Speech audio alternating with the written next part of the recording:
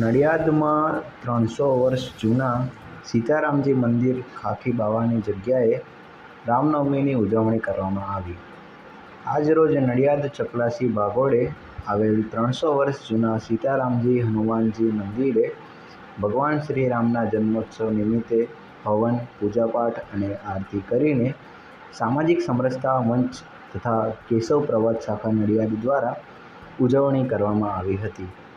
जी आपનું નામ અને ભાઈ બળવંતરાય બ્રહ્મભટ્ટ અહીં વાણિયાવડ સુખસાગરમાં રહેવાનું અને સામાજિક સમરસતામાં સંયોજકની જવાબદારી છે નગર સેવકની। અને આ રામજી મંદિર લગભગ 350 વર્ષ જૂનું છે અને એનો મહિમા બી સુંદર છે। અને અહીંયા આગળ રામનવમી દિવસે અમે યજ્ઞનું સુંદર આયોજન સમરસતા વિભાગ દ્વારા કર્યું। जी आपનું નામ અને પરિચય।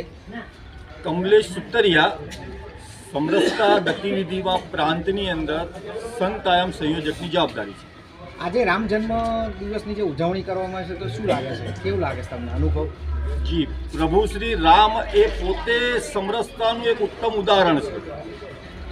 આટલા વર્ષો પછી પ્રભુ શ્રી રામનું મંદિરનું પુનર્નિર્માણ થયું, એટલે જે રામ રાજ્યની કલ્પના છે કે રામ એ પ્રભુ એ પોતાના વનવાસ દરમિયાન ગિરિજનો આ બધા લોકોને ગળે લગાવ્યા છે, કેવટને ગળે લગાવ્યો છે, સબરીને ગળે લગાવી છે।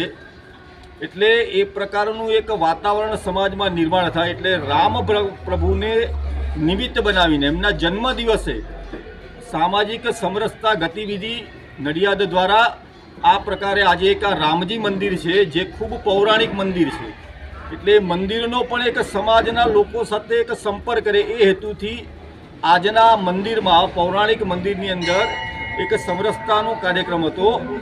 આ કાર્યક્રમના માધ્યમથી સમાજની અંદર બનતી જે વિઘટનકારી ઘટનાઓ છે એ ઘટનાઓ ન બને અને સંપૂર્ણ સમાજ, હિન્દુ સમાજમાં કોઈ ઊંચું નથી, કોઈ નીચું નથી, આ ભાવ ઊભો થાય એટલા માટે એક સમરસતાનો વિષય સમાજ સુધી પહોંચે એટલા માટે આજે આ સમરસતા યજ્ઞનું આયોજન કર્યું।